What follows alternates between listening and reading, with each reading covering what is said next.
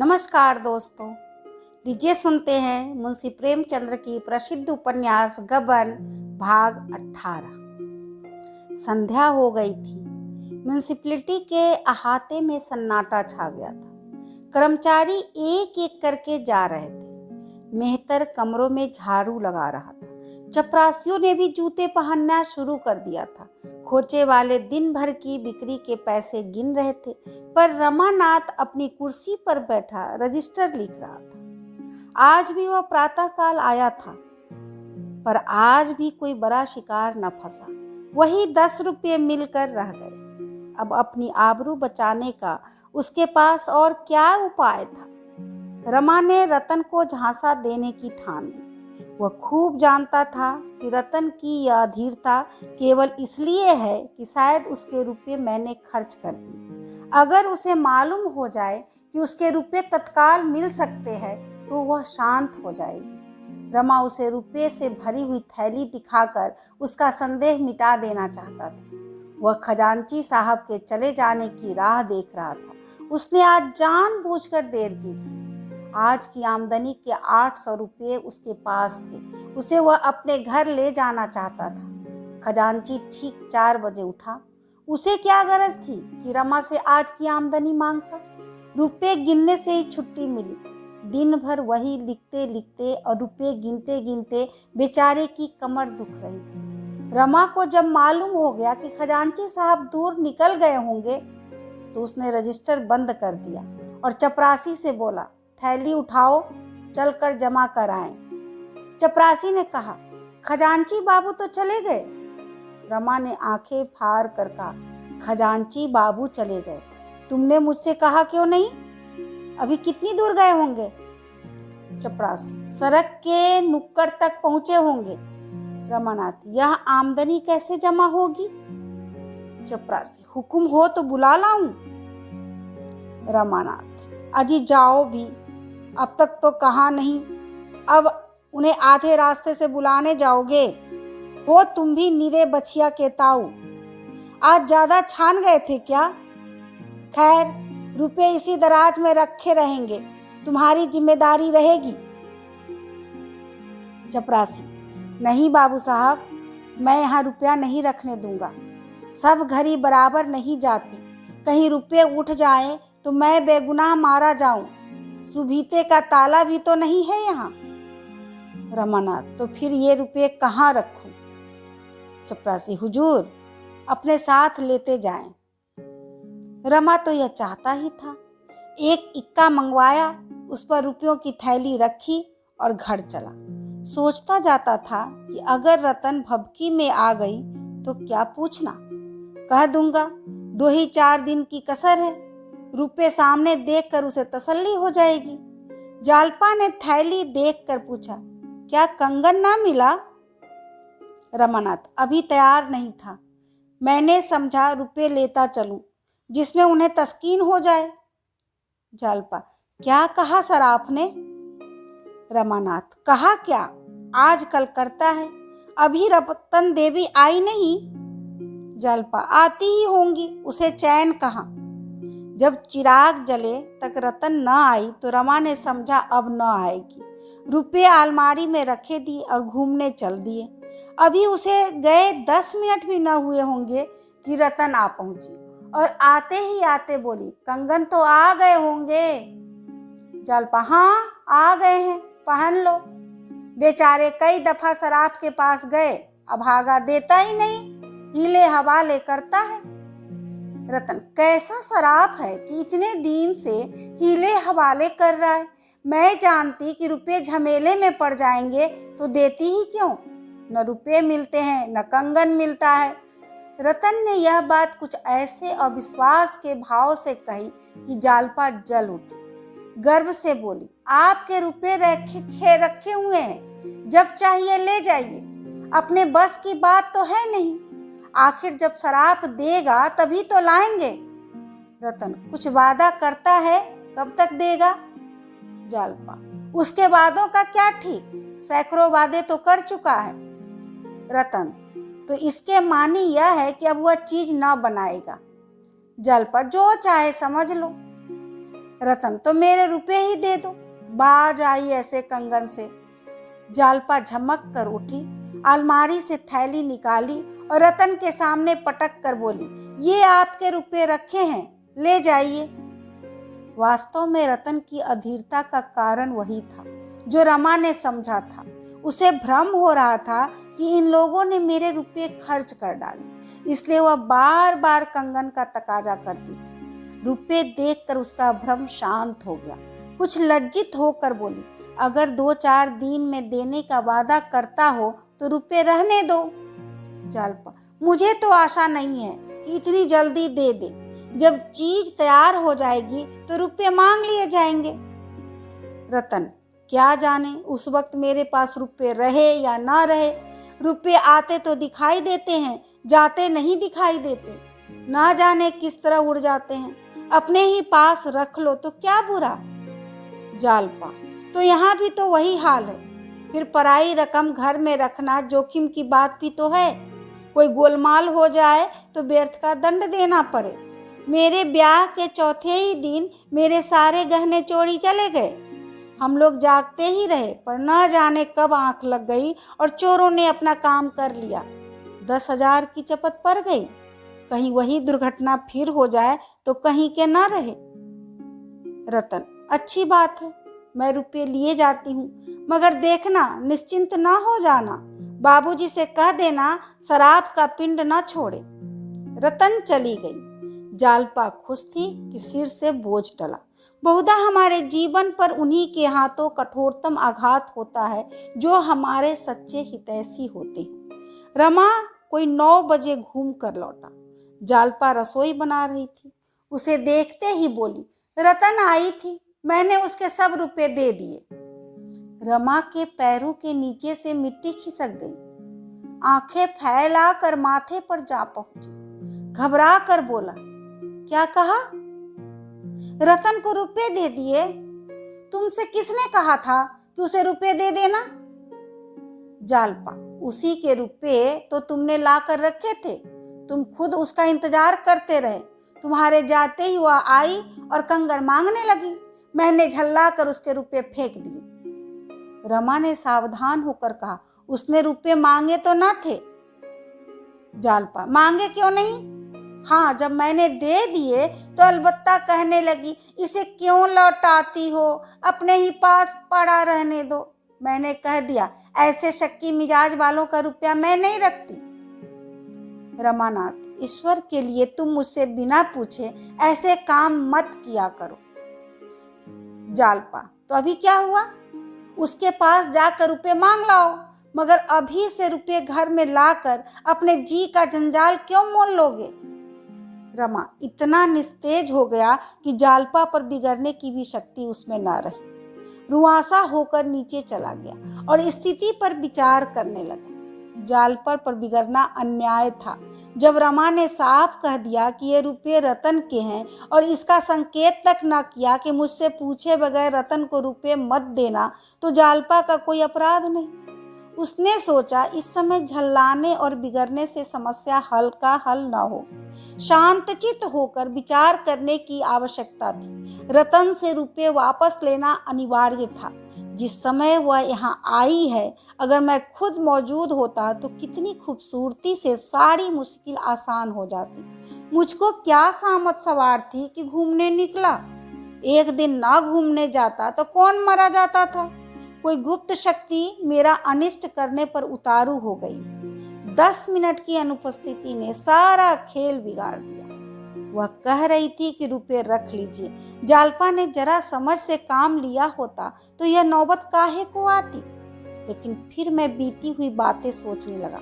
समस्या है, रतन से रुपए वापस कैसे लिए जाए। क्यों न चल कर कहूँ, रुपए लौटाने से आप नाराज हो गई हैं। असल में मैं आपके लिए रुपए न लाया था, शराब से इसलिए मांग लाया था, इसमें वह चीज बना कर दे दे।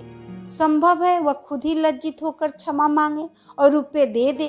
बस इस वक्त वहां जाना चाहिए। यह निश्चय करके उसने घड़ी पर नजर डाली। 8:30 बज गए थे। अंधकार छाया हुआ था। ऐसे समय रतन से घर से बाहर नहीं जा सकती। रमा ने साइकिल उठाई और रतन से मिलने चला।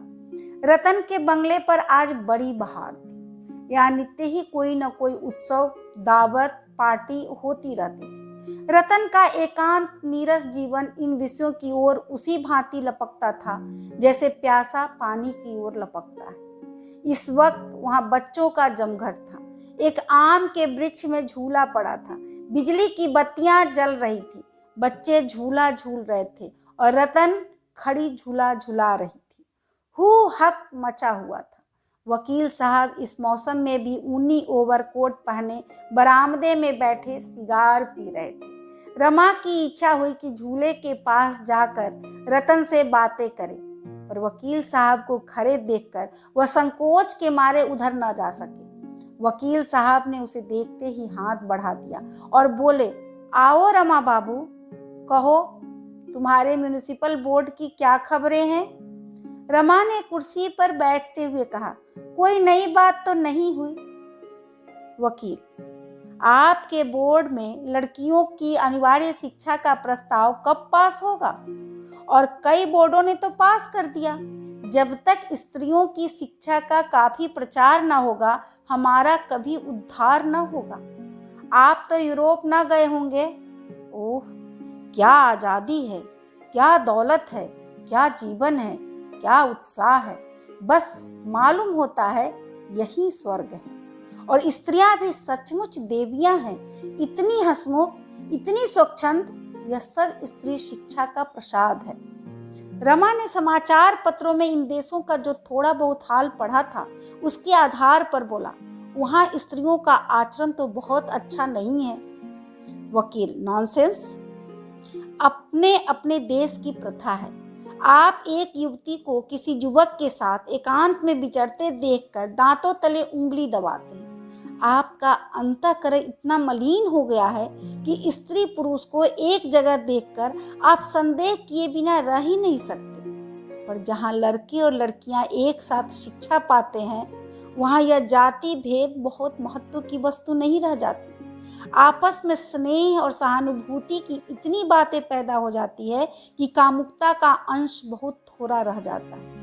यह समझ लीजिए कि जिस देश में स्त्रियों को जितनी अधिक स्वाधीनता है, वह देश उतना ही सभ्य है। स्त्रियों को कैद में, पर्दे में या पुरुषों से कोसों दूर रखने का तात्पर्य यही निकलता है कि आपके यहाँ जनता इतनी आचार भ्रष्ट है कि स्त्रियों का अपमान करने में जरा भी संकोच नहीं करती। युवकों के लिए राजनीति, धर्म, ललित कला, साहित्य, दर्शन, इतिहास, विज्ञान और हजारों ही ऐसे विषय हैं जिनके आधार पर वे युवतियों से गहरी दोस्ती पैदा कर सकते हैं।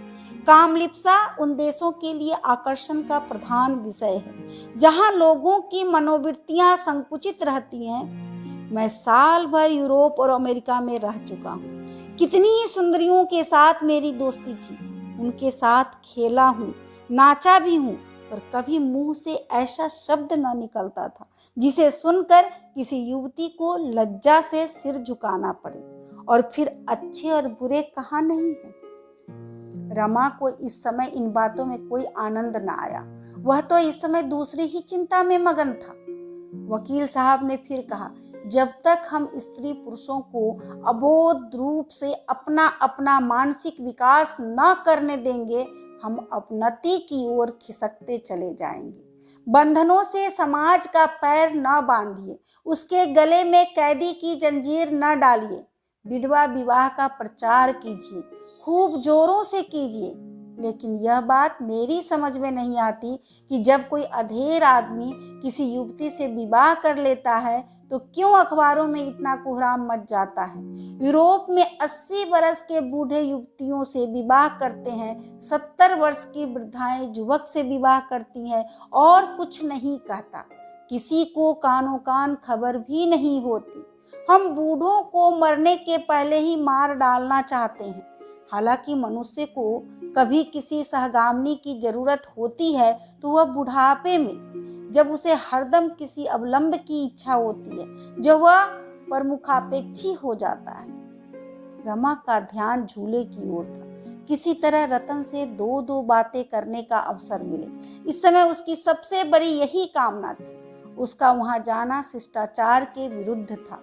आखिर उसने एक क्षण के बाद झूले की ओर देखकर कहा, ये इतने लड़के किधर से आ गए? वकील, रतनबाई को बाल समाज से बड़ा स्नेह है। न जाने कहां कहां से इतने लड़के जमा हो जाते हैं। अगर आपको बच्चों से प्यार हो तो जाइए।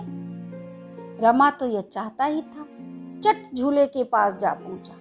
रतन उसे देखकर मुस्कुराई और बोली, इन शैतानों ने मेरी नाक में दम कर रखा है। झूले से इन सबों का पेट ही नहीं भरता। आइए जरा आप भी बेगार कीजिए, मैं तो थक गई। यह कहकर वह पक्के चबूतरे पर बैठ गई। रमा झोंके देने लगा। बच्चों ने नया आदमी देखा तो सब के सब अपनी बारी के लिए उतावले होने लगे। रतन के हाथों 2 बारियां आ चुकी थी, पर यह कैसे हो सकता था कि कुछ लड़के के तीसरी बार झूले और बाकी बैठे मुंह ताके। 2 उतरते तो 4 झूले पर बैठ जाते। रमा को बच्चों से नाम मात्र को भी प्रेम न था, पर इस वक्त फंस गया था। क्या करता? आखिर आधे घंटे की बेगार के बाद उसका जी ऊब गया। घड़ी में 9:30 बज रहे थे। मतलब की बातें कैसे छेड़े? रतन तो झूले में इतनी मगन थी मानो उसे रुपयों की सुध ही नहीं है। सहसा रतन ने झूले के पास जाकर कहा, बाबूजी, मैं बैठती हूँ, मुझे झुलाइए, मगर नीचे से नहीं, झूले पर खड़े होकर पेंग मारिए। रमा बचपन ही से झूले पर बैठते डरता था। एक बार मित्रों ने जबरदस्ती झूले पर बैठा दिया तो उसे चक्कर आने लगा, पर इस अनुरोध ने उसे झूले पर आने के लिए मजबूर कर दिया। अपनी अयोग्यता कैसे प्रकट करे? रतन 2 बच्चों को लेकर बैठ गई और यह गीत गाने लगी, कदम की डरिया झूला पर गयो री, राधा रानी झूलन आई। रमा झूले पर खड़ा होकर पेंग मारने लगा। लेकिन उसके पांव कांप रहे थे और दिल बैठा जाता था। जब झूला ऊपर से गिरता था तो उसे ऐसा जान पड़ता था मानो कोई तरल वस्तु उसके वक्ष में चुभती चली जा रही।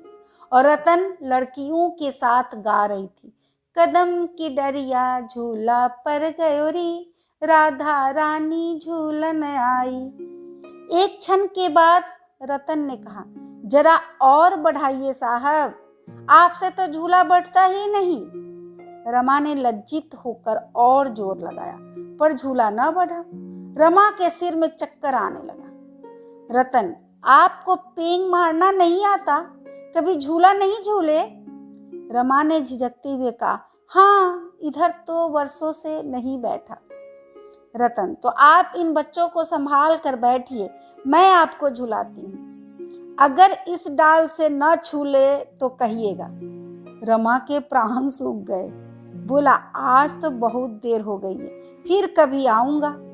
रतन, अजी, अभी क्या देर हो गई है? 10 भी नहीं बजे। घबराइए नहीं, अभी बहुत रात पड़ी है। खूब झूल कर जाइएगा, कल जालपा को लाइएगा, हम दोनों झूलेंगे। रमा झूले से उतर आया तो उसका चेहरा सहमा हुआ था। मालूम होता था अब गिरा अब गिरा। वह लड़खड़ाता हुआ साइकिल की ओर चला और उस पर बैठकर तुरंत भागा। कुछ दूर तक उसे कुछ होश न रहा। पांव आप ही आप पैडल घुमाते जाते थे। आधी दूर जाने के बाद उसे होश आया। उसने साइकिल घुमा दी। कुछ दूर चला, फिर उतरकर सोचने लगा, आज संकोच में पड़कर कैसी बाजी हाथ से खोई। वहां से चुपचाप अपना सा मुंह लिए लौट आया। क्यों उसके मुंह से आवाज नहीं निकली? रतन कुछ हुआ तो थी नहीं जो उसे खा जाती। सहसा उसे याद आया, थैली में 800 रुपये थे। जालपा ने झुंझलाकर थैली की थैली उसके हवाले कर दी। शायद उसने भी गिना नहीं तो जरूर कहती। कहीं ऐसा न हो थैली किसी को दे दे या और रुपयों में मिला दे तो गजब ही हो जाए। कहीं का न रहूं, क्यों ना इसी वक्त चलकर बेशी रुपये मांग लाऊं। लेकिन देर बहुत हो गई है, सवेरे फिर आना पड़ेगा। मगर यह 200 रुपये मिल भी गए तब भी तो 500 रुपये की कमी रहेगी। उसका क्या प्रबंध होगा? ईश्वर ही बेड़ा पार लगाए तो लग सकता है। सवेरे कुछ प्रबंध न हुआ तो क्या होगा, यह सोचकर वह कांप उठा। जीवन में ऐसे अवसर भी आते हैं जब निराशा में भी हमें आशा होती है। रमा ने सोचा, एक बार फिर गंगू के पास चलो, शायद दुकान पर मिल जाए, उसके हाथ पांव जोड़ूं, संभव है कुछ दया आ जाए। वह सराफे जा पहुंचा, मगर गंगू की दुकान बंद थी। वह लौटा ही था कि चरणदास आता हुआ दिखाई दिया। रमा को देखते ही बोला, बाबूजी, आपने तो इधर का रास्ता ही छोड़ दिया, कहिए रुपये कब तक मिलेंगे? रमा ने विनम्र भाव से कहा, अब बहुत जल्द मिलेंगे भाई, देर नहीं है। देखो गंगू के रुपये चुकाए हैं, अब की तुम्हारी बारी है। चरणदास, वह सब किस्सा मालूम है। गंगू ने होशियारी से अपने रुपये न लिए होते तो हमारी तरह टपा करते। साल भर हो रहा है, रुपये सैकड़ों का सूद भी रखिए तो 84 रुपये होते हैं। कल आकर हिसाब कर जाइए। सब नहीं तो आधा तिहाई कुछ दे तो दे दीजिए। लेते देते रहने से मालिक का ढांढस रहता है। कान में तेल डालकर बैठे रहने से तो उसे शंका होने लगती है कि इसकी नीयत खराब है। तो कल कब आइएगा? रमानाथ, भाई कल मैं रुपये लेकर तो ना आ सकूंगा, यूं जब कहो तब चला आऊं। क्यों, इस वक्त अपने सेठ जी से 400-500 रुपये का बंदोबस्त न करा दोगे? तुम्हारी मुट्ठी में भी गर्म कर दूंगा। चरणदास, कहाँ की बात लिए फिरते हो बाबूजी? सेठ जी एक कौड़ी तो देंगे नहीं। उन्होंने यही बहुत सलूक किया कि नालिश नहीं कर दी। आपके पीछे मुझे बातें सुनानी पड़ती है, क्या बड़े मुंशी जी से कहना पड़ेगा? रमा ने झल्ला कर कहा, तुम्हारा देनदार मैं हूँ, बड़े मुंशी नहीं है। मैं मर नहीं गया हूँ, घर चोर कर भाग नहीं जाता हूँ। इतने अधूर क्यों हुए जाते हो? चरणदास, साल भर हुआ, एक कौड़ी नहीं मिली। अधीर न हो तो क्या हो, कल कम से कम 200 की फिक्र कर रखिएगा। रमानाथ, मैंने कह दिया मेरे पास अभी रुपये नहीं है। चरणदास, रोज गठरी काट काट कर रखते हो, उस पर कहते हो रुपये नहीं है। कल रुपये जुटा रखना, कल आदमी जाएगा जरूर। रमा ने उसका कोई जवाब न दिया, आगे बढ़ा। इधर आया था कि कुछ काम निकलेगा, उल्टे तकाजा सहना पड़ा। कहीं दुष्ट सचमुच बाबूजी के पास तकाजा न भेज दे, आग ही हो जाएंगे। जालपा भी समझेगी कैसा लबड़िया आदमी है। इस समय रमा की आंखों से आंसू तो न निकलते थे, पर उसका एक एक रुआं रो रहा था। जालपा से उसे अपनी असली हालत छिपाकर उसने कितनी भारी भूल की। वह समझदार औरत है। अगर उसे मालूम हो जाता कि मेरे घर में भूजी भांग भी नहीं है तो वह मुझे कभी उधार गहने न लेने देती। उसने तो कभी अपने मुंह से कुछ नहीं कहा। मैं ही अपनी शान जमाने के लिए मरा जा रहा था। इतना बड़ा बोझ सिर पर लेकर भी मैंने क्यों किफायत से काम नहीं लिया? मुझे एक एक पैसे दांतों से पकड़ना चाहिए था। साल भर में मेरी आमदनी सब मिलाकर 1000 से कम ना हुई होगी। अगर किफायत से चलता तो इन दोनों महाजनों के आधे आधे रुपये जरूर अदा हो जाते, मगर यहाँ तो सिर पर शामत सवार थी। इसकी क्या जरूरत थी कि जालपा मोहल्ले भर की औरतों को जमा करके रोज सैर करने जाती? सैकड़ों रुपये तो तांगे वाले ले गया होगा, मगर यहाँ तो उस पर रोज जमाने की पड़ी हुई थी। सारा जमाना जान जाए कि लाला नीरे लफंगे हैं, पर अपनी स्त्री न जानने पाए। बाहरी बुद्धि। दरवाजे के लिए पर्दों की क्या जरूरत थी? 2 लैंप क्यों लाया? नई निवार लेकर चारपाइयाँ क्यों बनवाई? उसने रास्तों ही में उन खर्चों का हिसाब तैयार कर लिया। उन्हें उसकी हैसियत से आदमी को टालना चाहिए था। आदमी जब तक स्वस्थ रहता है उसे इसकी चिंता नहीं रहती कि वह क्या खाता है, कितना खाता है, कब खाता है। लेकिन जब कोई विकार उत्पन्न हो जाता है तो उसे याद आती है कि कल मैंने पकौड़ियाँ खाई थी। विजय बहिमुखी होता है, पराजय अंतर्मुखी। जालपा ने पूछा, कहाँ चले गए थे? बड़ी देर लगा दी। रमानाथ, तुम्हारे कारण रतन के बंगले पर जाना पड़ा। तुमने सब रुपये उठाकर दे दिए, उसमें 200 रुपये मेरे भी थे। जालपा, तो मुझे क्या मालूम था? तुमने कहा भी तो न था, मगर उनके पास से रुपए कहीं नहीं जा सकते, वह आप ही भेज देंगी। रमानाथ, माना, पर सरकारी रकम तो कल दाखिल करनी पड़ेगी। जालपा, कल मुझसे 200 रुपये ले लेना, मेरे पास हैं। रमा को विश्वास न आया, बोला, कहाँ से आया तुम्हारे पास इतने रुपए? जालपा, तुम्हें इससे क्या मतलब? मैं तो 200 रुपये देने को कहती हूँ।